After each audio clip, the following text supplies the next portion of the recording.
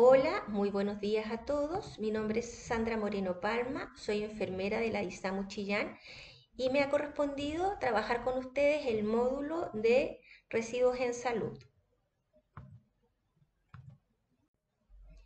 Respecto a los temas que vamos a abordar, hablaremos de la definición, del marco legal, gestión de residuos, identificación, clasificación y caracterización, transporte interno y bodega REAS, estrategia 3R, plan de contingencia REAS, sistema de declaración, definición de roles en la DISAMU Chillán.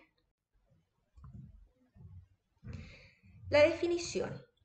El decreto número 6 del año 2009 define REAS como residuos que son generados en establecimientos de atención de salud a raíz de las actividades que en ellos se realizan. Relativo al marco legal vinculado a REAS, podemos mencionar, primero que todo, el Código Sanitario del año 67, que establece que le corresponde a las secretarías regionales ministeriales definir las bases para el manejo de los residuos de establecimientos de atención de salud, además de regular la construcción, reparación, modificación y ampliación de cualquier planta de tratamiento de basuras y desperdicios, la instalación, funcionamiento de todo lugar destinado a acumulación, selección, industrialización, comercio o disposición final de basuras y desperdicios, los vehículos y sistemas de transporte de basuras y desperdicio de cualquier. El decreto número 1 del año 89 nos define qué materias requieren autorización sanitaria y entre ellas encontramos expresamente el lugar destinado a acumulación, selección, industrialización, disposición final de basuras y desperdicios, la instalación y funcionamiento de incineradores de desechos biológicos, el almacenamiento y abandono o desecho de sustancias radioactivas. Es por este decreto que nosotros sabemos que nuestros establecimientos que tienen bodegas REAS deben tener autorización sanitaria para estas y por lo tanto esas bodegas deben cumplir con la normativa legal vigente. El decreto supremo número 6, que ya lo hemos mencionado, se dicta producto de la necesidad de prevenir y controlar los riesgos provenientes de los residuos que se generan en los establecimientos de atención de salud respecto a los funcionarios y a los usuarios. En él se van a regular las condiciones sanitarias y de seguridad a las que debe someterse el manejo de residuos que generamos. Este decreto además clasifica y define los REAS, las condiciones de los contenedores especiales para manejar las REAS, las condiciones para las salas de almacenamiento, las condiciones para la presentación de planes de manejo, condiciones de trabajadores que están vinculados al manejo manipulación de REAS y los elementos que deben contener los planes locales de contingencia.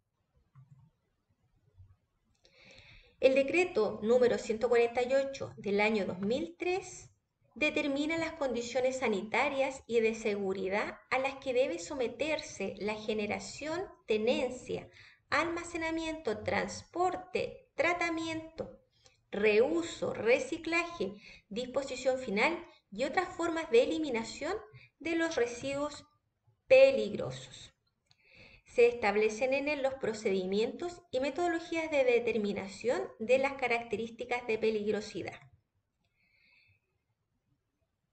Y es así como se define que va a ser peligroso aquel producto que tenga la capacidad de producir toxicidad aguda, toxicidad crónica, toxicidad extrínseca, inflamabilidad, reactividad y corrosividad. En el Decreto Supremo 594 del año 99 se regulan las condiciones sanitarias y ambientales básicas que debe cumplir un lugar de trabajo, incluyendo límites permisibles de exposición ambiental a agentes químicos y agentes físicos y aquellos límites de tolerancia biológica para trabajadores expuestos a riesgos ocupacionales. Para los residuos radioactivos tenemos la Ley 18.302 del año 84, en la cual se abarca toda la información de los residuos radioactivos, define sustancias radioactivas, desechos radioactivos y lugares destinados a almacenamiento, entre otras temáticas. En la Ley 20.920, conocida como Ley REP, está contenida la información que habla del sistema de depósito y reembolso, mecanismos de separación en el origen, recolección selectiva, los mecanismos para manejar ambientalmente y racional los residuos y la forma de prevenir la generación de residuos. En esta ley se crea el concepto de responsabilidad extendida del productor, que en el fondo implica que la actividad productiva de una organización no termina con la generación del producto esperado, sino que también esa organización tiene que hacerse cargo de los residuos generados en ese proceso.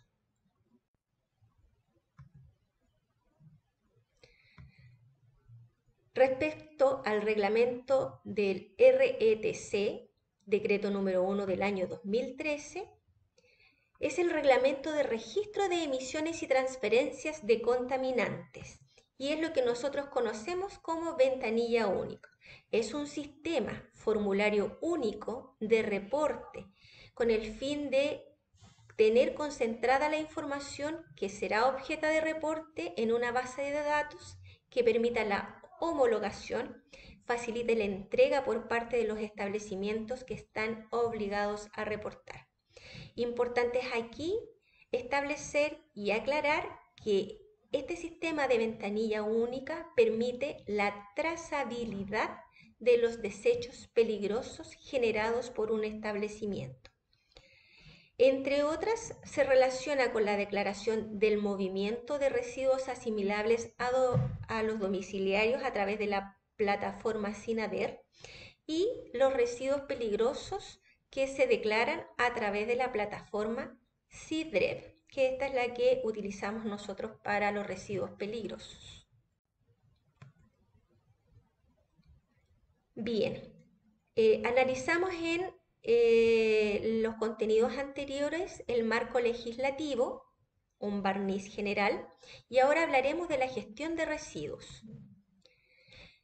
Gestión de residuos corresponde a las diversas actividades condicionadas por aspectos técnicos, económicos, legales, administrativos, que sumado al compromiso de una organización permite asegurar el adecuado manejo de esos residuos desde que se generan hasta la disposición final de ellos. Gestión de residuos. Los establecimientos de salud producen volúmenes variables de desechos. La cantidad va a depender de varios factores, entre ellos la capacidad y nivel de complejidad del establecimiento. Va a ser distinto la cantidad de residuos y el tipo de residuos que produce el Hospital Herminda Martín de nuestra región, que es un hospital de alta complejidad, a los residuos en cantidad y tipo que produce, por ejemplo, una posta de salud rural de nuestra comuna o un establecimiento de salud de nuestra comuna. Las atenciones otorgadas también van a influir. Mientras más tecnología empleemos, también estaremos complejizando el nivel de residuos que producimos, la cantidad de pacientes atendidos y el uso de material desechable. Son factores que influyen en el tipo de residuos que generamos.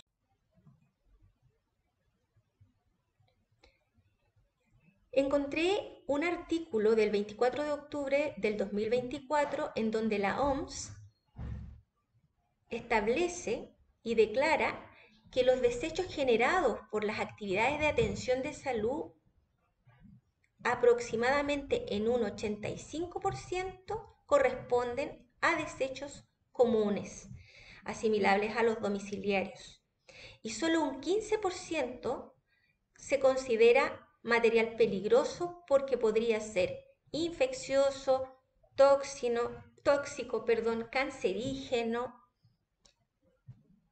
inflamable, corrosivo, reactivo, explosivo. ¿Esto qué nos indica? Que la gran cantidad de residuos generados en nuestros establecimientos son asimilables a los domiciliarios y por lo tanto manejables a través de esa vía.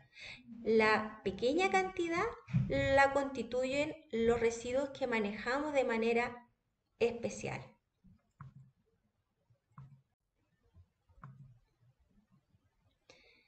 Respecto de la identificación, clasificación y caracterización, nosotros debemos conocer los distintos procesos que se desarrollan en nuestros establecimientos.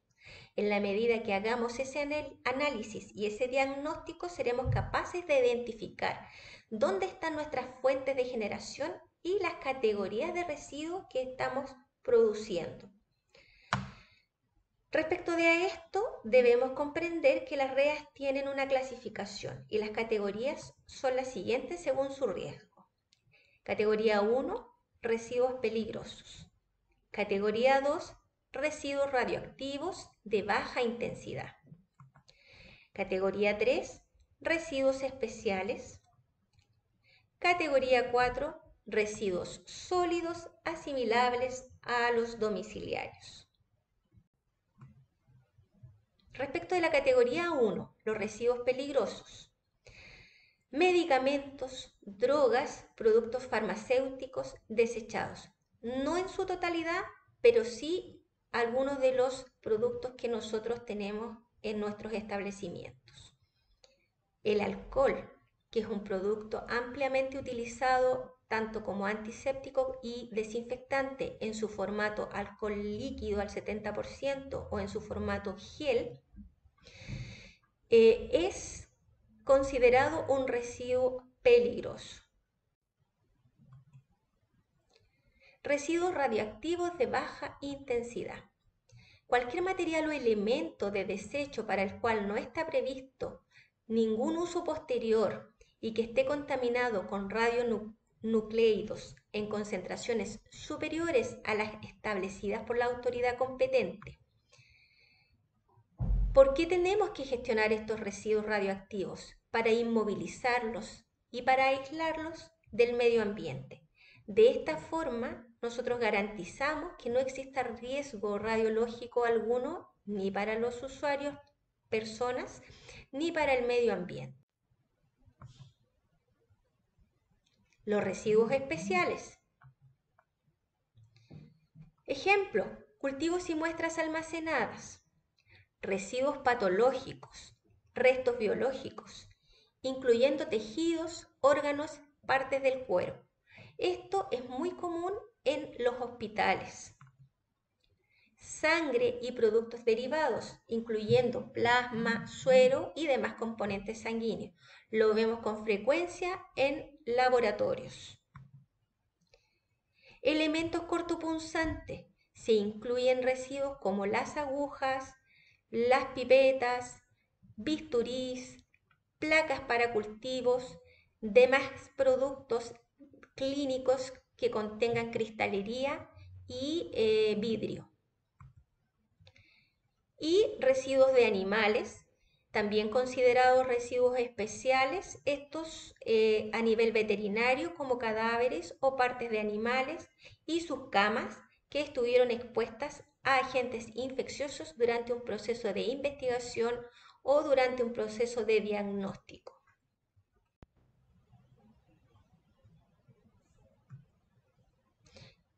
Residuos especiales, algunos ejemplos. Aquí tenemos apósitos que están embebidos de sangres y fluidos corporales. Contenedor con cortopunzante, visiblemente contaminados. Estas jeringas pueden contener medicamentos, restos de medicamentos o restos de sangre. Y las placas Petri utilizadas en laboratorio. Los residuos sólidos asimilables a los domiciliarios son aquellos residuos que por características físicas, químicas y microbiológicas pueden ser entregados a la recolección municipal y dispuestos en relleno sanitario cuyo funcionamiento estará, por supuesto, autorizado de acuerdo a lo establecido en la ley. Acá encontramos muchos de los elementos que desechamos en los establecimientos de salud, que están eliminados en salas de espera, en box de atención, en áreas administrativas, en los comedores, y lo constituyen los residuos que habitualmente estamos eliminando y que además podemos asimilar con lo que eliminamos en nuestros propios domicilios. Debemos mencionar que hay residuos asimilables a los domiciliarios que corresponden a desechos de insumos clínicos utilizados que no están contaminados. Por ejemplo, las mascarillas ya utilizadas. Aquí observamos el papel grado médico que estuvo probablemente envolviendo algún material estéril, guantes que no estén visiblemente contaminados o envoltorio de insumos clínicos. Son productos que deben ser desechados en los contenedores para residuos asimilables. Respecto de la generación y segregación, los tipos de residuos generados en los establecimientos de atención de salud y las cantidades van a variar según el tamaño del establecimiento y su complejidad, tal como lo revisamos con anterioridad. Separación en el origen. El manejo interno institucional comprende un conjunto de medidas, de acciones que se realizan en el establecimiento y que van a tener suma importancia en la clasificación. Si nosotros hacemos una incorrecta segregación, vamos a tener problemas posteriores. Podemos tener aumento de costos, podemos tener más riesgo del personal.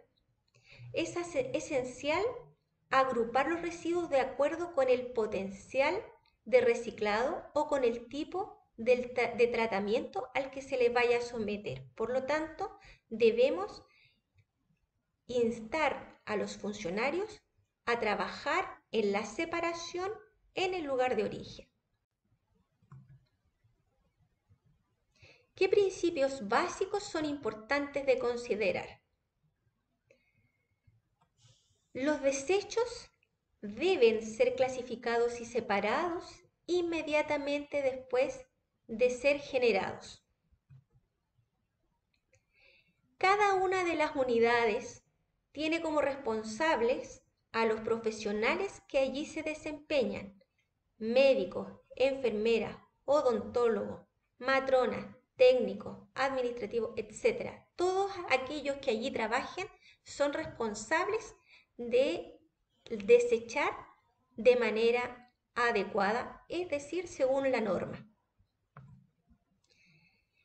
El exceso de trabajo, la demanda asistencial, la presión asistencial no debe ser un obstáculo para que el personal que está calificado, es decir, capacitado, separe inmediatamente sus desechos y los separe de manera correcta.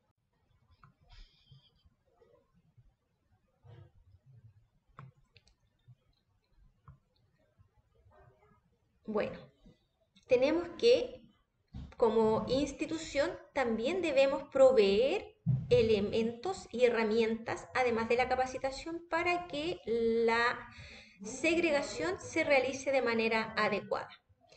Cada uno de los tipos de residuos debe contar con un recipiente claramente identificado, colocados en lugares estratégicos que sean accesibles al personal entrenado y ya sensibilizado.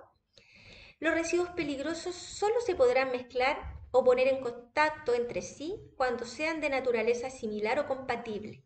Y como muchas veces la complejidad de ellos es mucha, es importante tener claro que el primer principio, el principal principio, es no mezclar. Si los residuos se mezclan, deben ser manejados haciendo prevalecer el residuo de mayor riesgo y manejarse como tal. Acá en la foto nosotros podemos ver que en esta unidad de trabajo existen eliminación de residuos asimilables a los domiciliarios, está el contenedor verde debidamente rotulado, residuos peligrosos en el contenedor rojo debidamente rotulado y residuos especiales. Respecto de los contenedores reutilizables, ya pudimos visualizar en la imagen anterior que existe un código de color. Y es así como la bolsa negra va a corresponder al residuo asimilable, a lo domiciliario. El color amarillo es la etiqueta para el residuo especial. Y el residuo peligroso lo dispondremos siempre en las bolsas o contenedores rojos.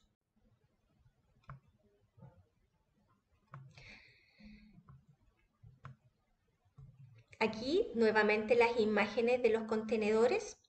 ¿Qué características deben presentar estos contenedores? Deben estar hechos de materiales resistentes, lavable y resistente a la corrosión, es decir, es un plástico de alta densidad.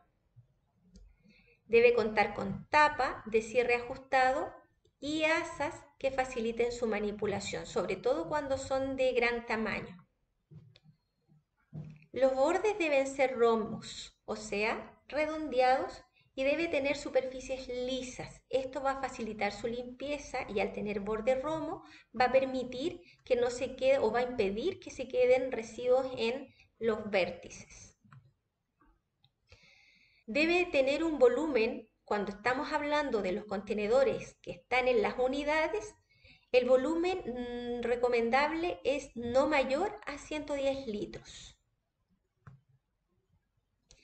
Y como podemos observar en las fotos, en todos, cuando instalamos la bolsa del interior debe doblarse hacia afuera y ese doblez debe sobrepasar el borde un cuarto de la superficie exterior. Esto facilita la manipulación para el personal que después se dedica al aseo y a su retiro.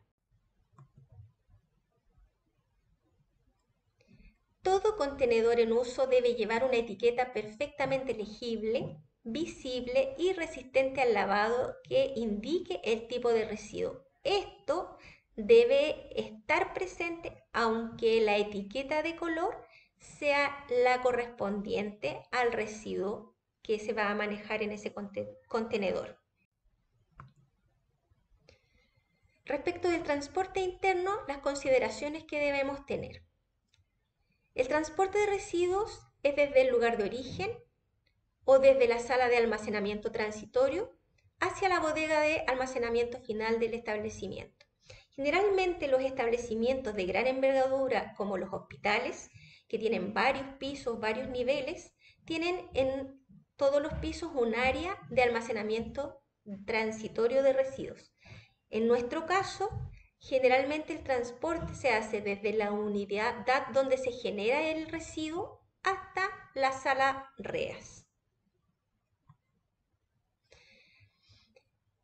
El traslado de residuos debe ser en forma segura y rápida, a lo menos una vez al día o cuando se haya completado la capacidad de los contenedores. Por el volumen de pacientes atendidos, hay ciertas unidades que requieren cambio de contenedor y de bolsitas con frecuencia, 2, 3 veces en el día o más inclusive. Por lo tanto, es importante tener en consideración que la frecuencia va a depender de la cantidad de prestaciones que en la unidad se realicen.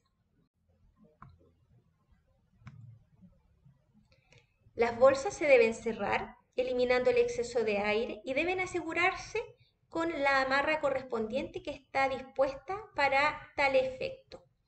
Debe verificarse que estén rotuladas. El rótulo debe decir qué residuo contiene y de qué unidad es. Se deben trabajar en protocolo las rutas de transporte.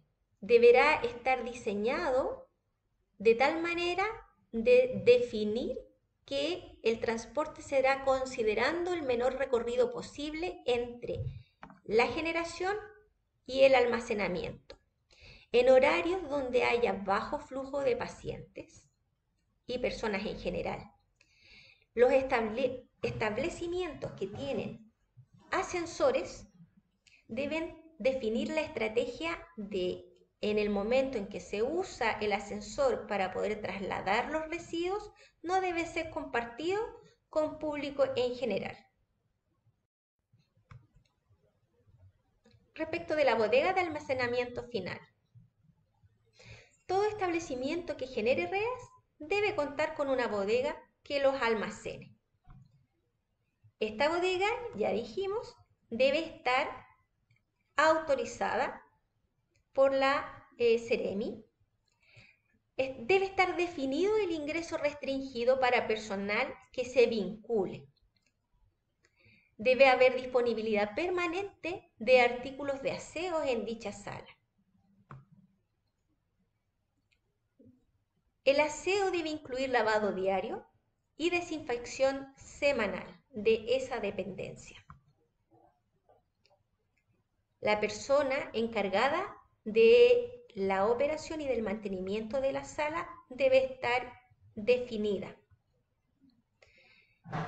Debe disponerse de cantidad de contenedores necesarios para el reemplazo de los que están siendo retirados durante la última recolección interna.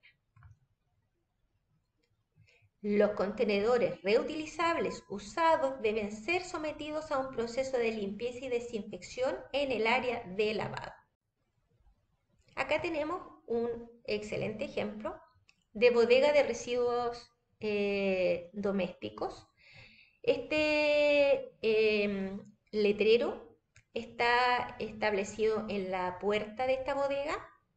Aquí observamos que esta área es de almacenamiento de residuos asimilables con un buen número de contenedores, limpia.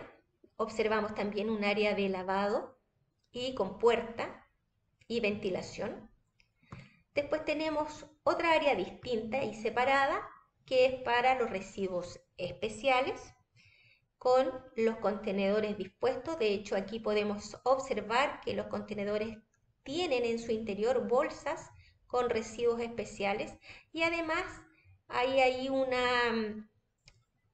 almacenamiento de contenedores de cortopunzante. También tiene ventilación, también es lavable el piso y las murallas y también tiene una puerta de acceso. Y por último, los residuos peligrosos que tienen otra área independiente. Aquí podemos observar que hay una área de decante de agua para el lavado del piso. Tenemos puerta de acceso y tenemos ventana de ventilación. Si miramos estas imágenes, nos damos cuenta de lo que mencionábamos en el transcurso de la presentación. Claramente observamos que los residuos asimilables son mucho mayores en cantidad que los residuos especiales y los residuos peligrosos, y eso lo observamos por el número de contenedores que están disponibles para su almacenamiento.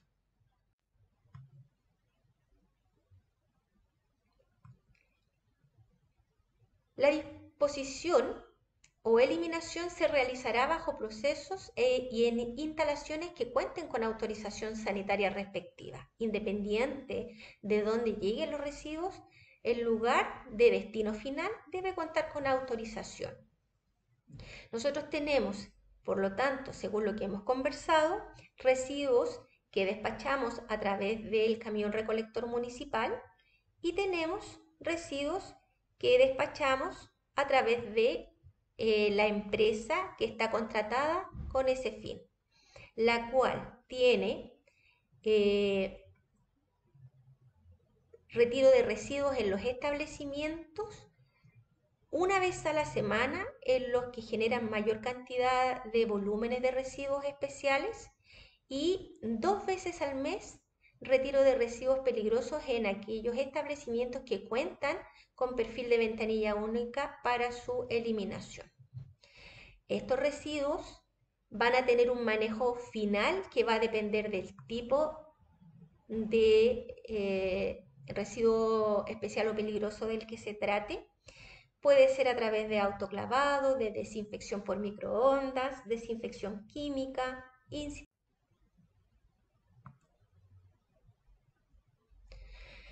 Bien, pasamos ahora a mencionar la estrategia 3R, que es la de gestión de reducir, reusar y reciclar. ¿Por qué? Porque es importante mencionar que la alternativa más efectiva para enfrentar la problemática de los residuos de los establecimientos de atención de salud es minimizando la generación a través de acciones que eviten, reduzcan o disminuyan en el origen la cantidad de residuos y su peligrosidad. Y esto debe ser una política institucional.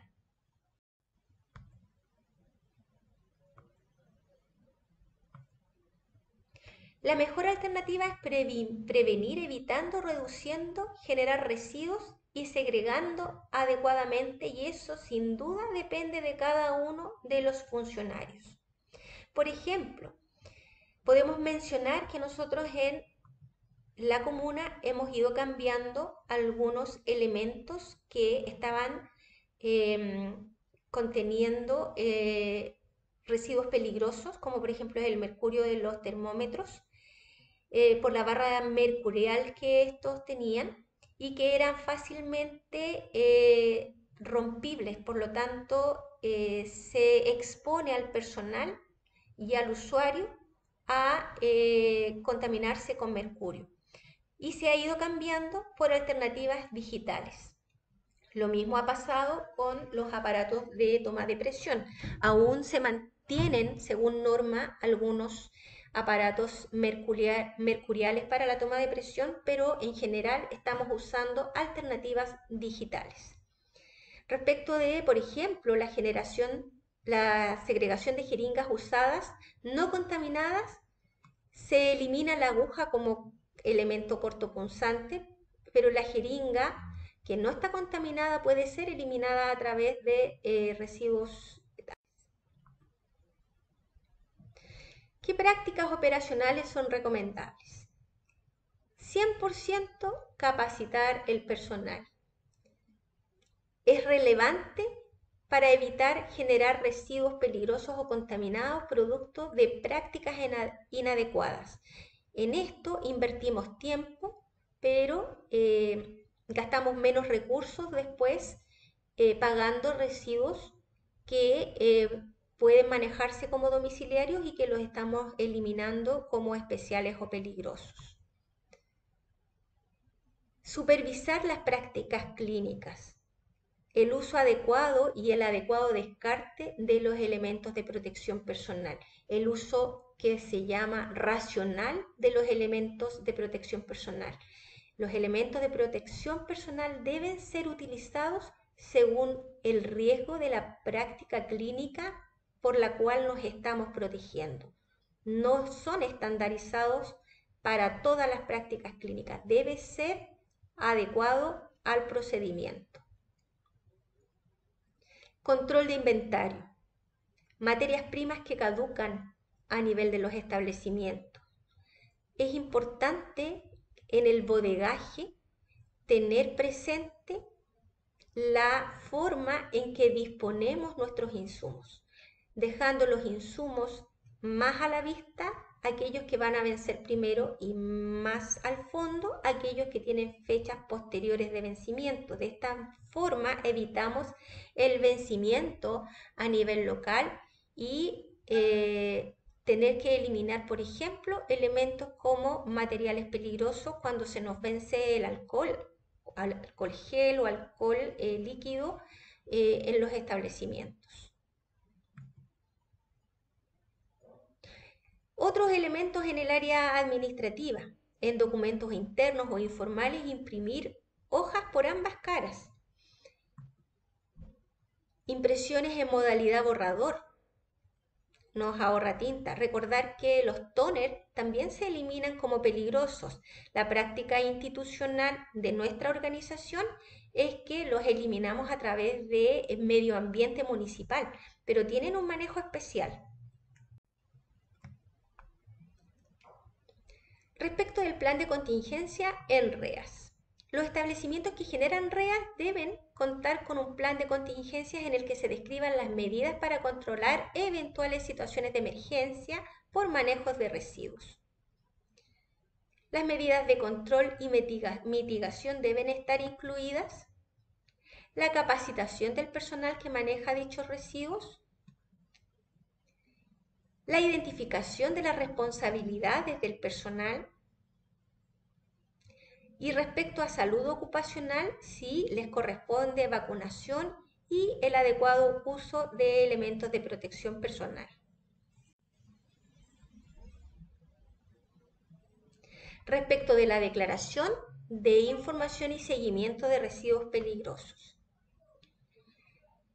Al inicio mencionábamos que los generadores de residuos peligrosos están sujetos a un sistema de declaración y de seguimiento de los residuos que permite a la autoridad sanitaria disponer de información completa, actual y oportuna sobre la tenencia de esos residuos desde que salen del establecimiento generador hasta que son recibidos en la instalación de disposición final.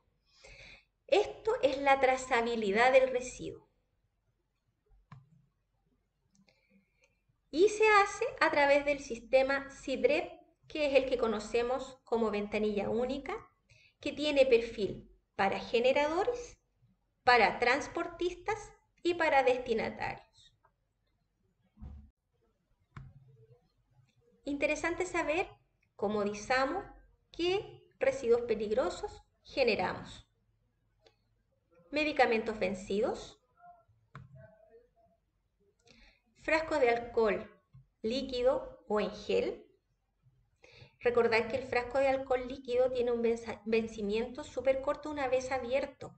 Por lo tanto, hemos cambiado como política institucional la compra del alcohol en litro por compra de alcohol en 250, presentación de frasco, para poder eliminar menos por vencimiento una vez abierto 7 días. El formaldehído que se utiliza en laboratorio en exámenes para deposiciones y también lo utilizamos para las biopsias. Los tubos fluorescentes. El mercurio contenido, ya dijimos, en aparatos de presión, en termómetros y en amalgamas, o sea, de uso odontológico. Ampollas de medicamentos con restos. Anestesias odontológicas con restos. Y reactivos de laboratorio variados. Los cassettes de equipos de laboratorio. En nuestros establecimientos tenemos definidos roles y responsabilidades. Los funcionarios del establecimiento, todos, sin excepción, son responsables de segregar de manera adecuada los residuos que producen en el origen.